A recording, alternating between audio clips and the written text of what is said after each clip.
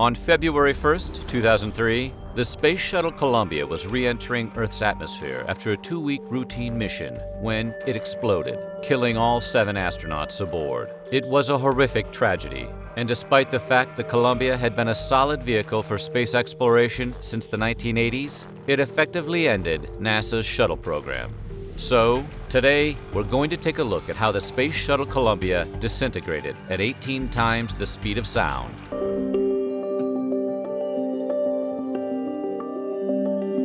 On January 16, 2003, Columbia, the first shuttle ever to take flight, was on its 28th routine mission. The 7-member crew consisted of Rick Husband, Commander, Michael Anderson, Payload Commander, David Brown, Mission Specialist, Kalpana Chawla, Mission Specialist, Laurel Clark, Mission Specialist, William McCool, Pilot, and Ilan Ramon, Payload Specialist from the Israeli Space Agency. Columbia was ideal for scientific research purposes. The shuttle, which made its first flight in 1981, flew 28 missions over the course of 22 years. It had completed over 4,000 orbits around the Earth over the course of just 300 days in space. Since the explosion of the Challenger, the Columbia had become the principal shuttle for NASA's research program, being used for 11 of the 15 flights of Spacelab laboratories, the sole space flight of Spacehab's research double module, and all of the microgravity payload missions. It was also the shuttle that was used to deploy the Chandra Observatory in 1999. This crew's mission was to perform around-the-clock scientific research, and they were successful in doing so, completing approximately 80 experiments during the 16-day trip into space.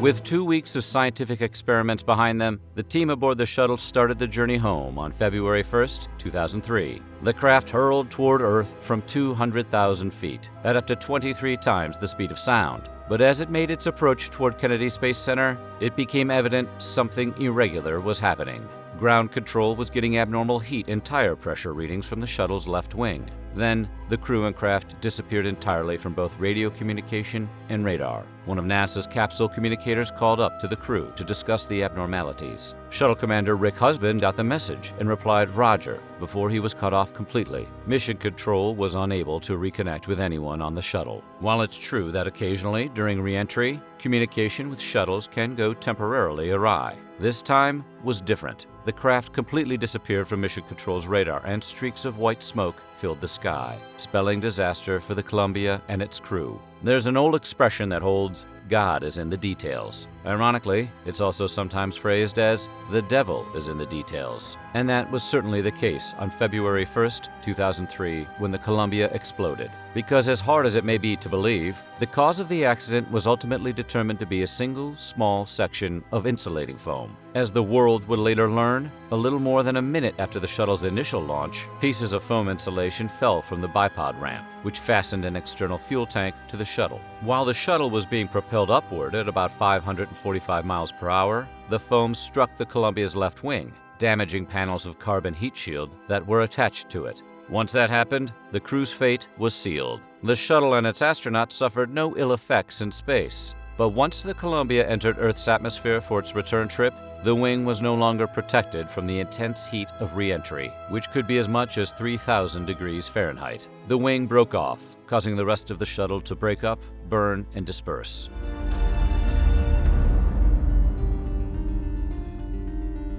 The world wouldn't learn about the damage to the heat shield until after the disaster, but Mission Control knew almost immediately. The ground team knew foam had broken loose, and there was a minority opinion that catastrophe was possible, so greater efforts needed to be made to identify the location and extent of any damage. However, the team ultimately chose a different path. They felt that if they discovered Columbia was not able to return to Earth due to damage, they and the astronauts would face an agonizing moral dilemma. Should the crew return to Earth and die in a fireball during re-entry, or should the crew remain in orbit and die as their oxygen supplies run out? On his blog, former shuttle project manager Wayne Hale revealed that John Harpold, director of mission operations, told him, "There's nothing we can do about damage to the thermal protective system. If it has been damaged, it's probably better not to know. I think the crew would rather not know." Ultimately, Harpold believed it would be better for the Columbia's crew to have a happy, successful flight and die unexpectedly during re-entry than to learn of their situation and stay in orbit, knowing that there was nothing to be done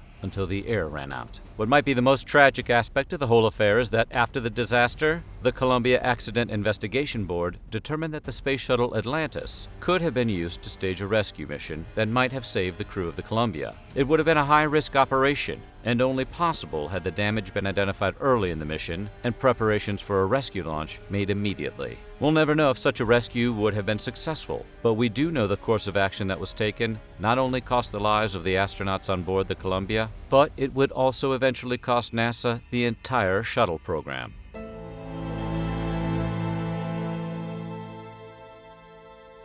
This was not the first time foam had broken off in spaceflights. It had actually occurred several times before. In fact, it happened so frequently it began to routinely be referred to as foam shedding. However, because it had never before caused any incidents worthy of concern, most NASA engineers dismissed the problem of foam shedding as being of no great urgency. That being said, there was at least one NASA engineering manager, Don L. McCormick Jr., who told mission management team member Linda Ham that he had concerns about the issue. Despite this, he was told by her that it was no issue for this mission. After the horrific crash, Columbia's debris field stretched from central Texas to western Louisiana. A team of more than 25,000 professionals and volunteers searched an area of 2.3 million acres to recover everything possible that remained from the Columbia. Due to the large area and extensive number of fragments, however, pieces are still being found to this day. In fact, as of 2017, 14 full years later, only about 84,000 pieces, or 40%, of Columbia had been recovered and were still being studied. The accident occurred almost a year and a half after the September 11th attacks on the World Trade Center and the Pentagon. Terrorism was fresh in everyone's thoughts, and the idea of a mechanical mishap wasn't the first thing that came to the minds of investigators. According to FBI Dallas Special Agent Michael Hillman, it was a time when people were concerned about terrorism, and it couldn't be ruled out right away. Many involved in the search and rescue following Columbia had also recovered and sifted through the debris in the 9/11 attacks. The Bureau worked closely with NASA and turned over all evidence to the organization once it was confirmed terrorism was not the cause.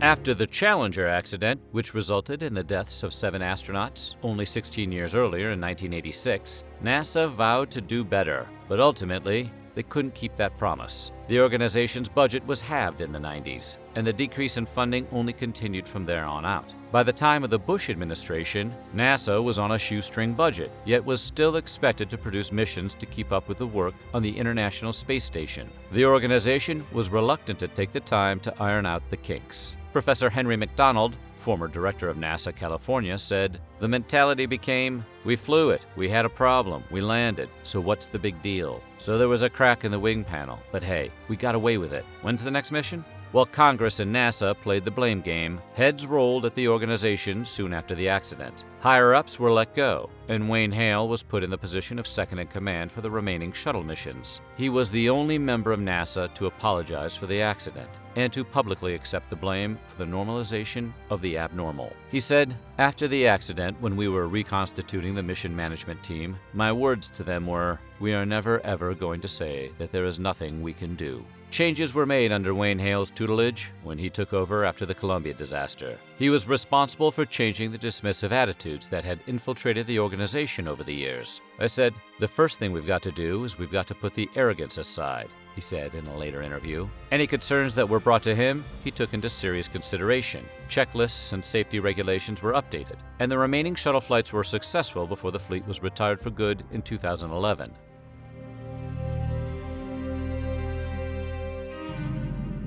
While NASA's safety record greatly improved since the accident, the shuttle fleet itself was aging. Columbia had been the first to fly in 1981, and the fleet's technology was simply outdated. After the Columbia disaster, it was concluded that the remaining shuttles should be replaced as soon as possible by the panel that investigated the accident. The 4 remaining shuttles were sent to museums in New York, California, Florida, and Virginia. With the shuttle fleet no longer in commission, NASA turned to outside help in the form of Elon Musk and SpaceX. Musk said of the obsolete shuttle program, "I was trying to figure out why we had not made more progress since Apollo. We're currently in a situation where we can't even put a person into low Earth orbit. That doesn't really gel with all of the other technology sectors out there." According to Musk, The computer that you could have bought in the early 70s would have filled a room and had less computing power than a cell phone. He questioned why space exploration technology had not, in his opinion, improved, while just about every other sector of technology had. NASA and the government contractors it worked with faced the same problems they had always faced. Too little to work with, too little time to do it in, and too much to do. Musk and his investors didn't have these issues and could find the cheapest, safest way forward, without bureaucratic red tape,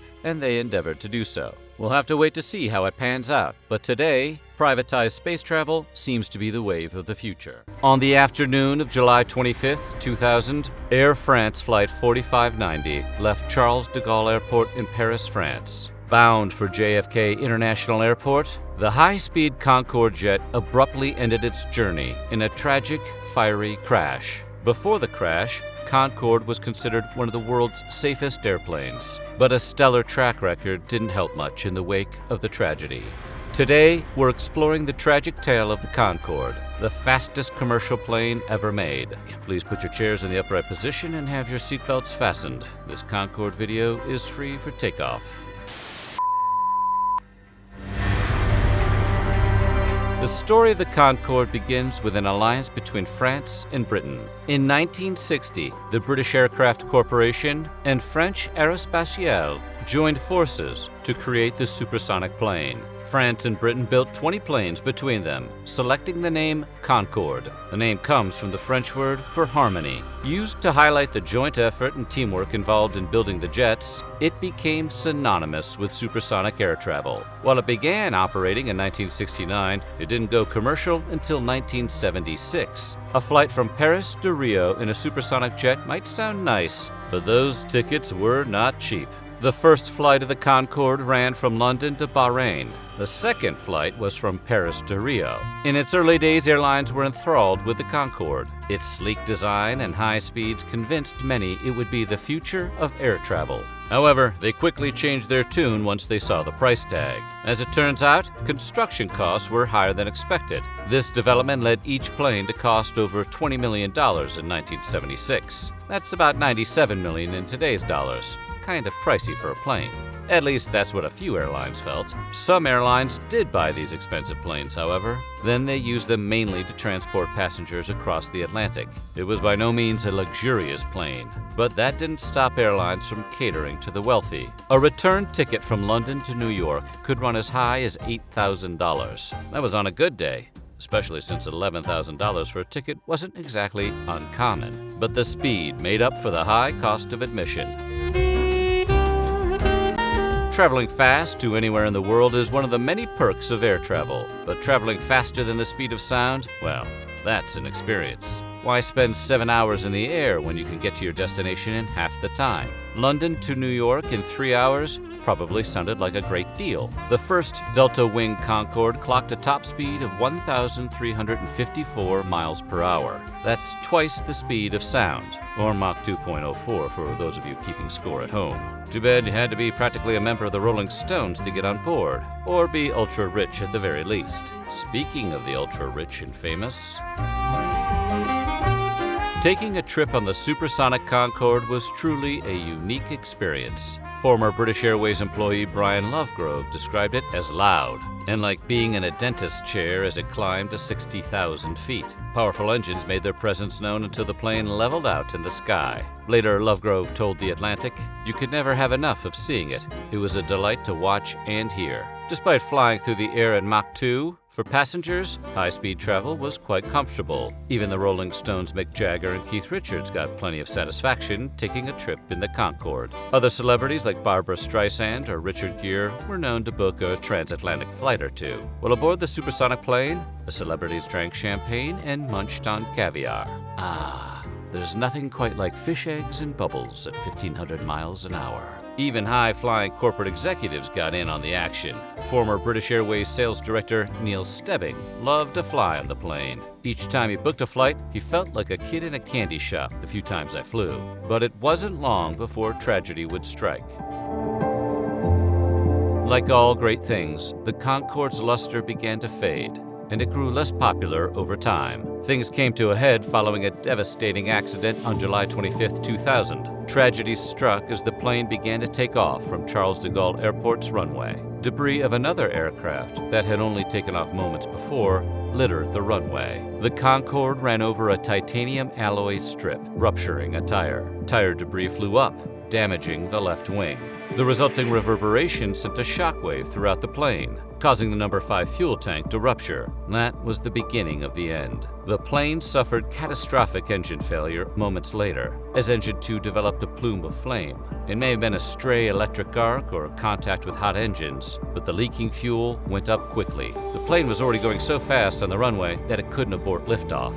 It was only in the air for a few seconds. The fire-damaged left wing started to disintegrate. The right wing banked the plane over 100 degrees, causing the crew to lose control. The plane crashed, hitting a hotel and restaurant in the process. Everyone on board died in the crash. All 100 passengers, 9 crew, and 4 people on the ground lost their lives on that day. Years later, an investigation shed some light on what happened.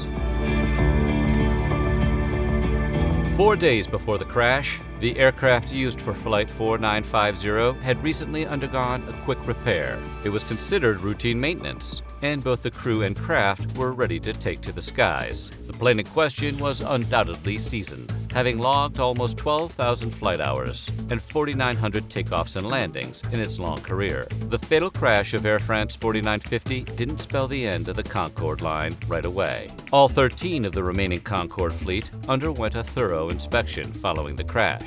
Investigators discovered some significant design issues. Airlines needed to spend large amounts of money to modify the planes, adding fuel prices into the mix, and it all but spelled doom for the Concorde. Further investigation into Flight 4590 resulted in the French court handing down a guilty verdict for involuntary manslaughter to Continental Airlines in 2010, holding them accountable for all 114 deaths. But despite high fuel prices and maintenance costs, the Concorde flew on until the day the world changed. Despite the tragedy of June 25th, the crash of Air France 4590 wasn't the true catalyst for Concorde's fall from grace. According to Institute for International Management Practice professor Chris Ivory, it was 9/11, but using the crash as a scapegoat was a better position for the company. Ivory told The Atlantic in 2015, "It wasn't really the 2000 crash that ended Concorde. It was a nice time to bring it to an unembarrassing close." The September 11th, 2001 attacks in New York City changed the world of aviation forever. The next few years saw a steep drop in air travel passengers. And on April 10th, 2003, British Airways and Air France retired the supersonic jet, nearly 3 decades after that first launch. Hey, it was great while it lasted.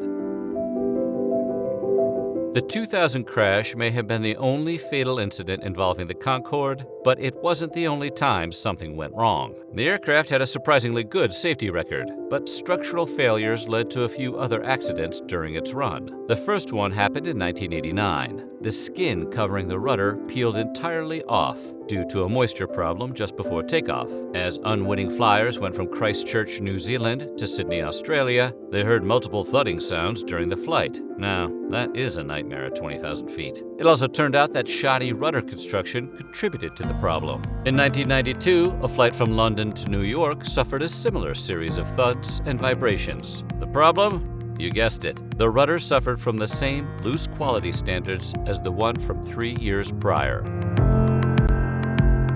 The idea behind the Concorde was great. A supersonic jet that would be the future of air travel has a nice ring to it. However, the reality of the situation was it wasn't profitable at all. The accident and some structural issues certainly contributed to the downfall of the plane. But it was the high production and maintenance costs that eventually led to it being permanently grounded. Due to their high cost, the aircraft was never profitable. That's not surprising when you consider the cost of over $1.5 billion to develop.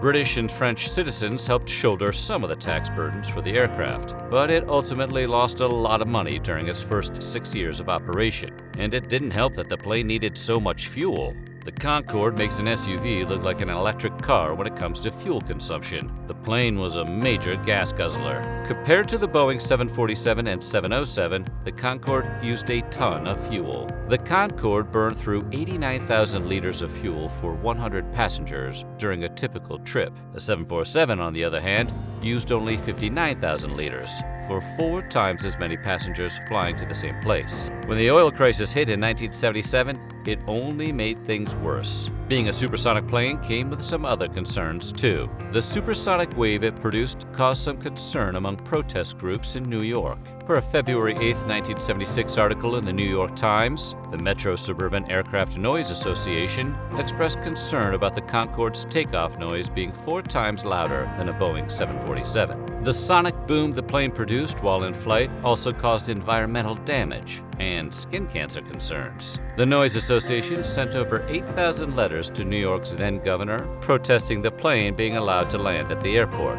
They promised to get disruptive if necessary, stating, "If we fought the British 200 years ago, we can do it again." Fear over ozone emissions and other air pollution meant the plane would have limited access to airports throughout the United States. Congress worried so much about air pollution, eventually limiting the Concorde's access to U.S. airports. And that was how only 2 U.S. airports, Washington Dulles Airport and New York City's JFK Airport, were the only 2 that ever allowed the Concorde to land. When the Concorde ceased operations in 2003, it left behind a legacy of pride and amazing technological advancement. The British and French loved that their countries were part of something so technologically advanced. Folks from all over the world were excited when Concorde came to town. Pilots even demonstrated their pride by waving flags from their cockpit windows as thousands of spectators watched the plane from the ground below. How many other planes can say they've had paparazzi position themselves on the runway just to snap a few photos of the rich and famous passengers? Probably not many. The discontinuation of the service didn't deter fan groups from popping up over the past few decades. Facebook's Save Concorde group has over 3,600 members with a goal of returning a Concorde to flight in a heritage capacity. The group uses the platform to extol the virtues of the Concorde, writing, "We firmly believe that the great British public and the wider world deserve to have the opportunity to see Concorde flying. And to this day, there are no technological reasons whatsoever why this ambitious aim cannot be achieved. While the Concorde may not be taking to the skies again anytime soon, the future is now for supersonic flights. Boom Supersonic is currently working on the Overture, its supersonic plane of the future, building in 2022, rolling out in 2025, and aiming to have passengers by 2029. The plane looks to bring supersonic flights back to the world in a sustainable way. They've already partnered with United Airlines, Rolls-Royce, and Japan Airlines, with many more to come. The failure of Concorde may have negatively impacted supersonic flight development, but it seems they're speeding right back into the world as we move into the future. Fans of the Concorde surely won't be disappointed. You probably imagine Mount Everest as a pristine mountain landscape with a spectacular view in every direction. But the grim truth is, the place is absolutely lousy with corpses. That's because once an unfortunate climber's body is frozen, it attaches to the hillside permanently. And thanks to some eye-catching footwear, one such body even became a famous landmark. So, today we're looking at the tragic story of Green Boots, the frozen body on Mount Everest that hikers use as a checkpoint. Okay, do not lose sight of your Sherpa, because we are about to summit some weird history. Rising above the Himalaya mountain range, directly on the border between China and Nepal, with a summit that reaches over 29,000 feet above sea level, is Mount Everest. First successfully climbed by Edmund Hillary and Tenzing Norgay in 1953, the world's tallest mountain has long been a destination for mountaineers looking to test themselves and prove their skill. The thing is, surviving Everest takes a lot of skill and more than a bit of luck. Many who attempted the climb have proved deficient in one or both areas, and as a result, never came back. Because they died, in case that wasn't clear. In the past century alone, somewhere in the neighborhood of 330 climbers met their maker on the way to Everest summit, succumbing to various dangers including hypothermia, exhaustion, lack of oxygen, falls, and avalanches, among other perils. And as a reporter from the BBC once said, when Everest takes a life, it also keeps it. Indeed, the number of bodies on Everest grows every year from the climbers who lose their lives on its slopes. One of Everest's most famous non-living residents is known as Green Boots, thanks to, as we are sure you've already guessed, his green boots. Until he moved in 2014, he resided at a particular location on the mountain where most hikers had to pass. And as a result, green boots became one of the landmarks for those heading up the slopes. Although it's not known exactly when climbers started to refer to the body as green boots, we do know his first known video image was taken in May of 1996 by mountain climber and filmmaker Matt Dickinson. That footage was used in a documentary called Summit Fever, a film that asserted the dead climber was from Nepal. Despite this claim, a consensus would eventually emerge that Green Boots was actually an Indian climber who died in the 1996 Everest disaster. That man is believed to most likely be Head Constable Sevang Palger of the Indo-Tibetan Border Police, part of the first Indian ascent of Everest from its north side. It's also been suggested that it could be the body of another member of Palger's Border Police climbing team, of which only one of 4 survived. In fact, the senior deputy leader of the team claimed in his reports that Palger's body disappeared, and therefore Green Boots may actually be Lance Corporal Dorji Marup. Marup's body, if it is not Green Boots, never turned up. And while there's no way to know with absolute certainty to whom the body belongs, Palger is the likely bet. Palger hailed from the Ladakh region of the Indian state of Jammu and Kashmir. He actually grew up around the mountains and knew them well. After completing the 10th grade, he dropped out of school to help support his family, joining the Indo-Tibetan Border Police, or ITBP. And it was with that ITBP that he made the fateful summit that cost him his life at just 28 years old. If you happened to be on Mount Everest on May 10, 1996, you probably didn't make it far that day. A massive blizzard hit the mountain, taking the lives of 8 climbers, including Sevang Palger. By the time it was all over, the blizzard left behind the highest known single-day body count in the history of Mount Everest. It was so bad that even some experienced guides perished while attempting to save groups of climbers. Several survivors have since written books about their ordeal. And Baltazar Kormacher directed the 2015 film dramatization Everest. Green Boots does not make an appearance. Before being removed in 2014, everyone approaching Everest's summit from the north side had to pass by Palger's body, located in a nook that had come to be called Green Boots Cave. According to mountaineer Noel Hanna, about 80% of the people who take the summit approach from the north side take the time to rest in Green Boots Cave. Because the little enclave provides some amount of shelter from the wind, it remains a popular spot for people to sit and catch their breath or even have a snack. Though it must have been pretty hard to stop at that spot and not notice the dead person sharing the cave with you, or his fantabulous boots. Now, because he lays so close to the trail, during certain levels of snowfall, Green Boots' legs actually extended into the path, and other climbers would have to step over him to pass by. Many climbers found it very disturbing to have to step over the corpse of a man who died while attempting the same climb. And some climbers considered it downright disrespectful. The dude did not plan on spending eternity as a signpost. Regardless of his emotional impact, his unmissable presence and distinctive lime green boots led to him becoming a grimly useful trail marker. He passed away at 8,500 meters to the summit, so when they saw him, climbers knew just how close they were. In May of 2006, 34-year-old British mountaineer David Sharp passed away in the same cave.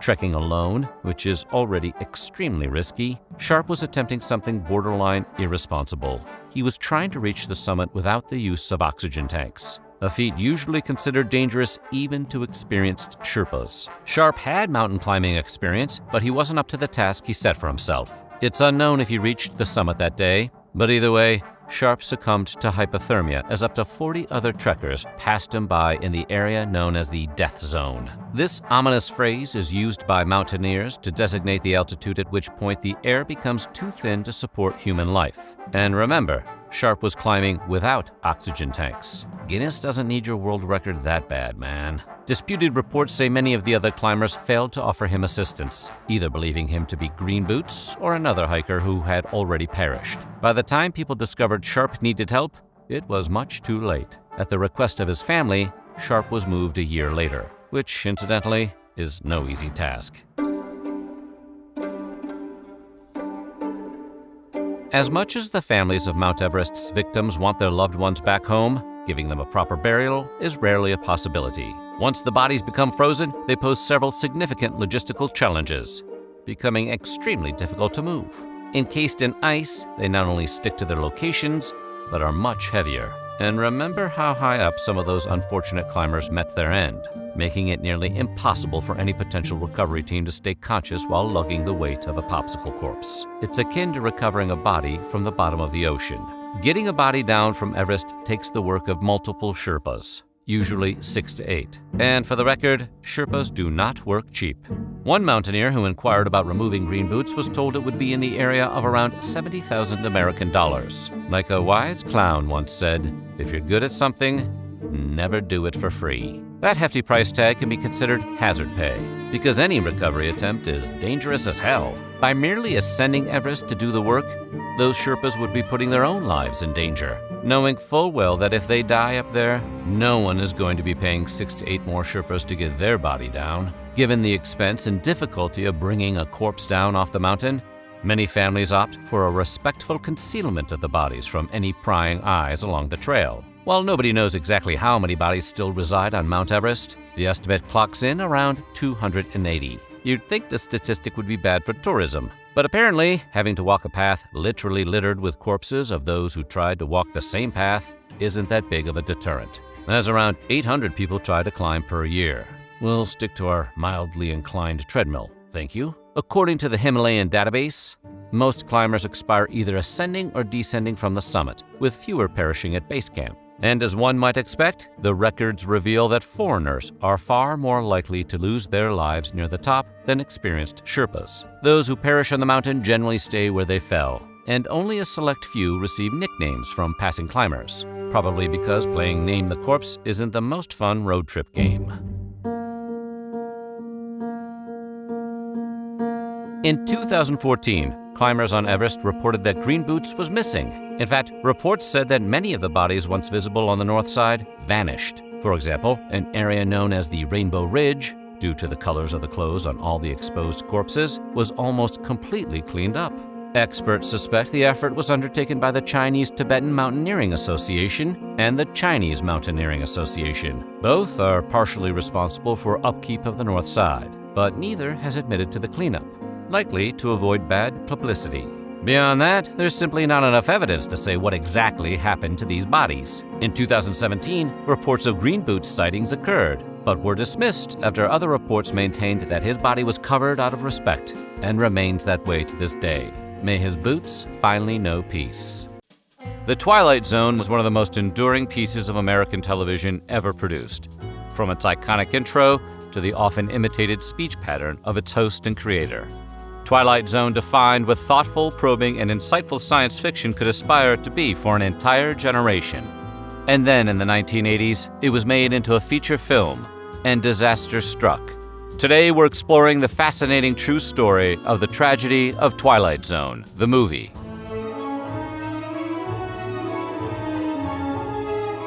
The Twilight Zone was a TV show that ran from 1959 to 1964.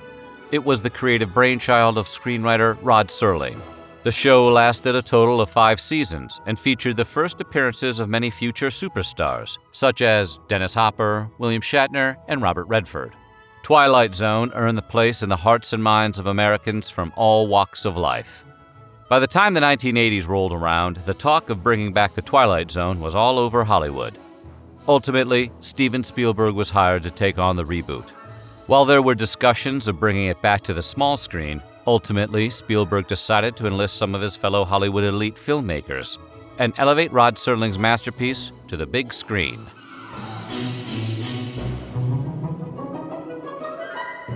Spielberg decided that the Twilight Zone movie would be a remake of 3 episodes from the original series and one completely new original story.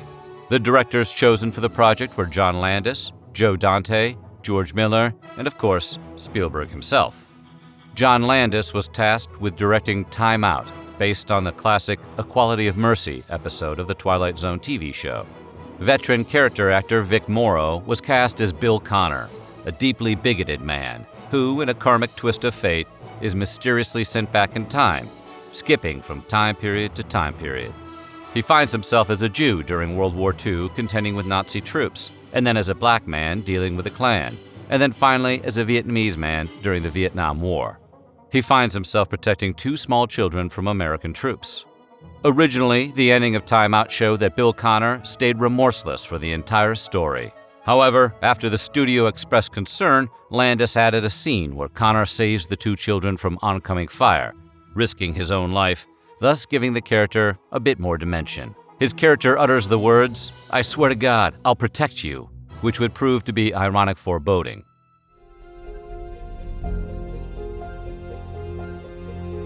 As pre-production ramped up for the film, Landis and the rest of his team had a design problem that they needed to solve, quickly and quietly. They had to figure out how they were going to shoot incredibly complex and time-intensive sequences with children. The Screen Actors Guild had stringent requirements for the conditions surrounding children in movies, and they required a strict curfew. Someone on the crew suggested that in order to get around this requirement, they could hire 2 non-union children and then pay them as extras. Landis agreed. The children's parents were not informed of the helicopter or its potential dangers prior to shooting. Landis and company completed a shot around 10:30 p.m. on the night in question. The children were sent back to their parents. Then around 2:30 in the morning, a shot with a massive explosion was captured, which the helicopter pilot Dorsey Wingo deemed highly unsafe. The rain machines were making it difficult for him to safely perform his job. Wingo asked his co-pilot how they should go about informing the director of their difficulties.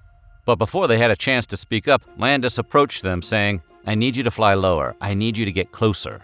They initially expressed hesitation, but Landis, armed with a bullhorn, yelled at the men. The vehicle in question was a Bell UH-1 Iroquois helicopter, better known as a Huey. To say that this helicopter was sturdy and capable of performing the stunts in question is true. The helicopter was literally battle-tested after being used during the Vietnam War. On the night in question, they were shooting a sequence at the end of the story where Morrow fled across a shallow river, approximately 5 feet deep and 20 feet long. He was supposed to carry the 2 children actors across the river while being pursued by American GIs. The children and their parents were summoned to set to shoot the sequence. There are conflicting reports about just exactly what Dorsey Wingo, a real Vietnam War vet, thought was going to transpire. Some have said he thought the scene wasn't going to have explosions. Others said he did. As they were about to roll, a production member expressed concern that this was too dangerous to shoot, at which point Landis turned around, grinned, and said, "You ain't seen nothing yet." Wingo's helicopter was hovering approximately 25 feet off the ground. The plan was that it would fly over the actors as they crossed the river, set down on a patch of land, and Vic Morrow and the 2 children would flee into it, as the climactic ending of the story. As action was called, Wingo turned the helicopter 180 degrees to prepare for the landing. However, an ill-timed mortar was fired, which collided with the tail section of the helicopter, detaching it. The chopper spun out of control and careened towards the ground. At that exact moment, Morrow had accidentally dropped Chen into the water. He tried to scoop her up, but wasn't able to react quickly enough. The actors were killed instantly as the helicopter blades decapitated Morrow and Lee, and Chen was crushed by the body of the great machine.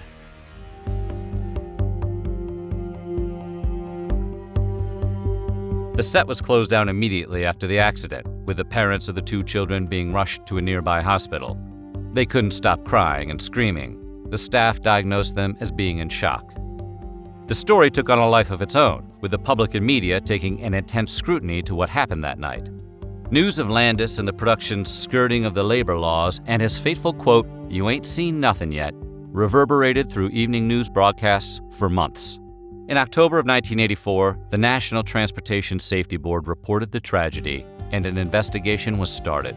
The Federal Aviation Administration had just instituted regulations in March of that year to define how aircraft were to be regulated during film and television productions. However, the new regulations only covered fixed-wing aircraft, not helicopters. The National Transportation Safety Board recommended an amendment to the regulations to incorporate helicopters, which was accepted in 1986. But the action was too little too late. People had died, and the public wanted justice.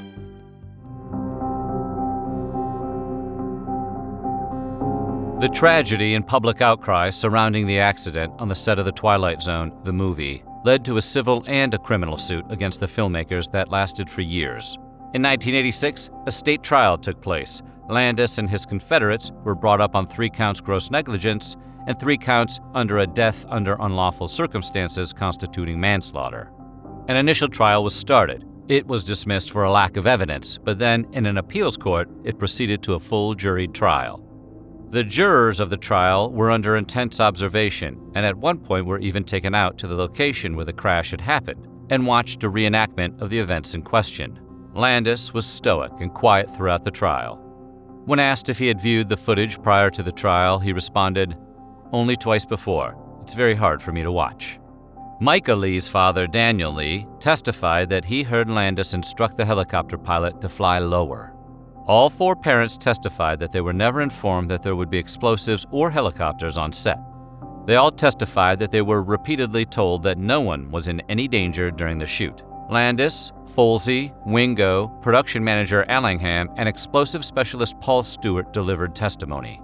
The higher-ups pled guilty to the illegal hiring practice of the miners, but insisted that they had done nothing wrong over the course of shooting. It was a bitter battle. The opening salvo from the defense alleged that the parents of the children were liars, that they were fully making up stories. Harlan Brown, the defense attorney, said this: "They will deny that they knew that there were going to be a helicopter and special effects in a scene which they had seen a similar scene 5 hours before. We just cannot explain that because Mr. Folsey, in fact, told them all of that. There was an independent witness to that, and there's another family that was recruited whose children were standbys who were all told that." Over the course of the trial, the defense repeatedly asked for a mistrial, but was denied. Production assistant Donna Schumann testified that she thought the creatives involved absolutely knew what they were doing, and that she heard George Folsey say they'd put him in jail for having children this close to explosives. The trial raged on, with each side getting more and more contentious. Every day after the trial would break, the defense and the prosecution would stand in the hallway and call the other side liars in front of massive bays of media cameras. Ultimately, the defendants were acquitted in the 9-month trial that ran from 1986 to 1987. The prosecutor later went on the record saying that one of the key contributing factors as to why the jury declared them innocent was that they had somehow been told an untruth, that John Landis was going to make a film about the trial, and that he was going to cast them to play themselves. If they wanted to see the movie made and appear in it, logically they had to acquit him. He couldn't make it from behind bars. Was this true? Of course not. But the jury purportedly heard this, and whenever Landis would be scribbling on a legal pad during the trial, they would collectively take note, assuming that he was writing a scene for this mythical film.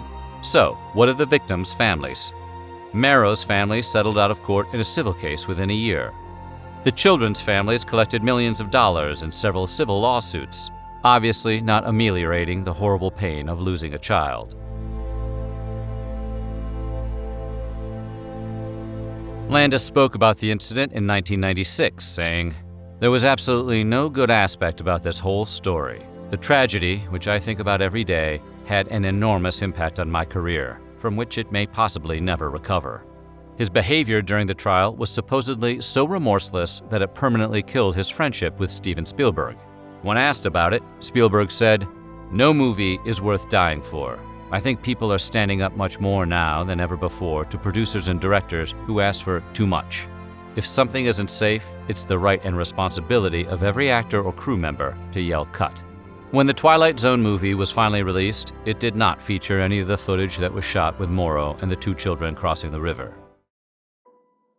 Extreme stage magic has more in common with daredevil stunt work than carefully crafted illusions. Its practitioners walk a metaphorical, and sometimes literal, tightrope to create a thrilling spectacle for the audience. But tempting fate can have disastrous results, and not even magicians are immune to deadly mishaps. So, today we're conjuring up 10 doomed magic acts that ended in tragedy. All right, everyone, pick a card, any card.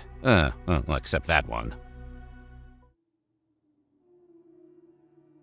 Royden Joseph Gilbert Raison de la Ganesta, a name as elaborate as the man's aspirations, attempted to follow in iconic magician Harry Houdini's footsteps. Performing as the simpler Gilbert Ganesta, his act centered on the milk can escape, a stunt that had become synonymous with Houdini's name. But Houdini died tragically, and Ganesta was about to find out the corporeal limits of that inspiration. The trick was straightforward. Gnesta would be locked inside a large milk can filled with water, seemingly left to drown unless he could escape. Like Houdini's version, the stunt relied on a hidden mechanism that allowed the performer to exit the can unnoticed. In 1930, during a performance in Frankfort, Kentucky, disaster struck. Gnesta's milk can, damaged during transport, had a dent that rendered the escape mechanism inoperable. As the audience watched, oblivious to the mounting peril, Gnesta struggled inside the can. By the time his assistants realized something was wrong, it was too late. Despite their frantic efforts, Gnesta drowned. His death is a grim reminder of how dangerous escape tricks truly are, which is one reason why they've mostly fallen out of practice since then, David Blaine notwithstanding.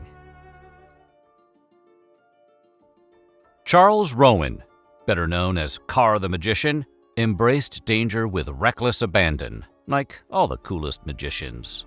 His act wasn't about clever illusions or a sleight of hand. It was about adrenaline. Rowan's signature stunt involved escaping from a straitjacket with a speeding car bearing down on him. A stunt like that requires even more split-second timing than a milk can escape. But unfortunately, during a performance in South Africa in 1930, Rowan's timing was off. The car struck him at 45 miles per hour before he could free himself. The impact was fatal, and Rowan perished in front of a horrified audience. Hopefully, there weren't any kids there. But let's be honest, there were lots of kids there. Rowan's death highlights a recurring theme in magical mishaps: the performer's willingness to gamble their life for the sake of entertainment. It's also a reminder that in daredevil situations, a split second is the difference between the coolest thing you've ever seen and the worst thing you've ever seen. As any magician or Christopher Nolan fan can tell you, few magic tricks carry the mystique and the danger of the bullet catch. The premise is simple yet outlandish. The magician appears to catch a bullet fired from a gun, defying physics and common sense.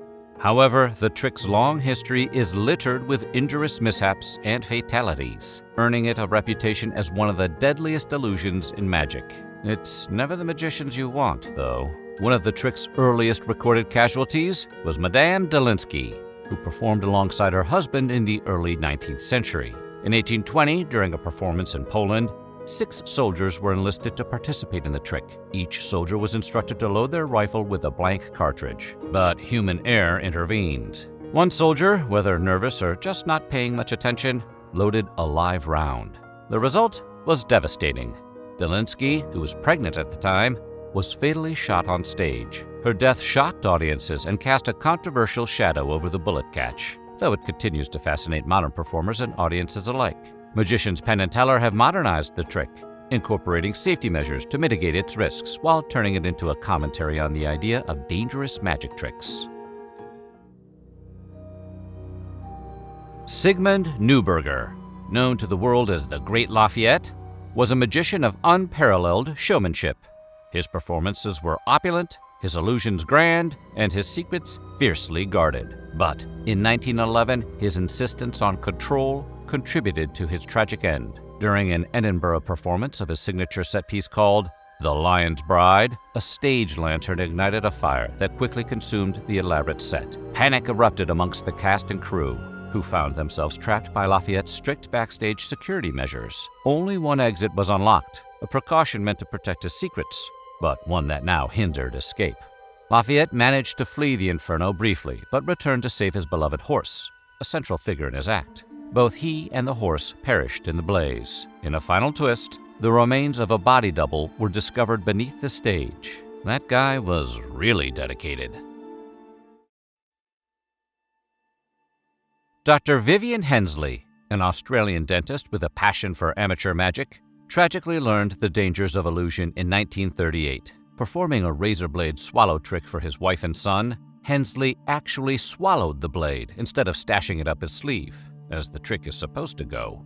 Oh yeah, you could see how someone could make that mistake, if only he'd practiced more. After being rushed to a doctor, he was fed cotton wool in an attempt to cushion the blade, and surgeons sought to locate it, but to no avail. Days later, Hensley succumbed to his injuries. What began as a lighthearted performance ended in disaster, a sobering reminder of why you shouldn't jump right into dangerous tricks. Hensley's story highlights the risks that amateur magicians especially face when a trick becomes all too real. Joseph W. Burris, an aspiring magician who performed as the Amazing Joe, sought to honor Houdini's legacy with a stunt of his own invention. On Halloween night in 1990, Burris attempted a buried alive trick, encasing himself in a transparent coffin beneath 7 tons of dirt and wet cement. If you're saying to yourself, that sounds like way too much weight, the Amazing Joe could have used you on his team. Unlike Houdini, whose stunts were carefully controlled illusions, Burris opted for the real thing, possibly assuming that the greatest magician in history performed the trick differently for no particular reason. Tragically, the weight of the cement proved too much for the coffin, which collapsed, crushing him to death. He died on the 64th anniversary of Houdini's death, which, considering that Houdini's death may have been the result of one of his famous stunts, does kind of honor the man. Chung Ling Soo was a famous Chinese magician in the early 20th century, except he wasn't. His real name was William Ellsworth Robinson, a white American and magician's assistant who borrowed the persona of Chung Ling Soo. To complete the illusion, he wore piles of makeup to overcome his stage awkwardness and avoided speaking during performances. He even maintained the illusion offstage, using an interpreter. It's possible you're familiar with his story. A character clearly inspired by Robinson made a notable appearance in the 2006 film The Prestige. And like Christian Bale in that movie, the real-life magician couldn't resist messing around with the notorious bullet catch trick. In 1918, while performing the bullet catch during an act called Condemned to Death by the Boxers, disaster struck, or more specifically, a bullet struck. A failure to clean residual gunpowder from the firearm caused it to fire an actual bullet, which perforated Robinson. Breaking character for the first and final time, he uttered his last words in English. "Oh my God, something's happened. Lower the curtain." And as if obeying his command, the curtain lowered on Chung Ling Soo for good. Jeff Rayburn Hopper, a magician in Winona Lake, Indiana, met tragedy in 1984 while rehearsing a daring underwater escape. His stunt required him to free himself from chains while submerged in open water, a feat meant to showcase his skill and courage, and his swimming skills. Hopper successfully slipped the chains, but nature proved a far more formidable adversary than he expected, which is usually how it gets you. Caught by high winds and turbulent water, he managed to surface, calling desperately for help. Yet rescue wasn't possible in the chaotic conditions, and Hopper drowned at 23 years old. Maybe we should just quit it with the water escapes. Do we need to keep bringing up the prestige? Swedish-born Johan Moller, known as Bala Brega if you're nasty, sought to dazzle audiences with The Moth and the Flame, a pyrotechnic spectacle where assistants vanished into a candle's glow. Touring Brazil in 1900, Bala Brega faced a logistical challenge. The region lacked the gas supply his act required to produce the flame. Undeterred, he turned to acetylene gas bags, a volatile alternative he could easily transport. Well, not so easily as it turns out. Did you ever see that movie Sorcerer? It's about some guys trying to drive nitroglycerin through the jungle and, well, you know what? Let's just stick with the prestige. As we mentioned, acetylene gas, like nitroglycerin, is extremely volatile. Handling it improperly, even in the slightest, will land you a spectacular obituary. And while setting up for the gas transport, disaster struck Bala Brega. One of the gas bags exploded, killing the magician and his assistant instantly.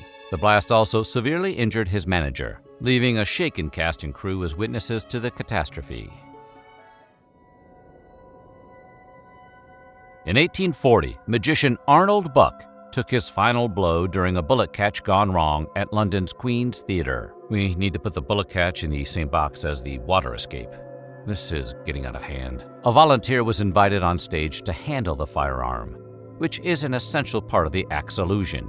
But when instructed to reload the gun with a harmless bullet, the volunteer, either out of malice or misguided humor, inserted nails into the barrel instead. The performance ended in tragedy as Buck was fatally struck by the improvised shrapnel, leaving the audience stunned. Adding to the grim scene, Buck's assistant revealed the original fake bullet, proving the trick had been sabotaged by its deranged participant. Again, like in The Prestige. Even in a public theater setting, magicians can't really predict how an audience member is going to behave, which is one reason why they frequently plant assistants in the crowd. And why birthday clowns don't do the bullet catch. So what do you think? Have you ever seen a magic act gone wrong? Let us know in the comments below, and while you're at it, check out some of these other videos from our weird history.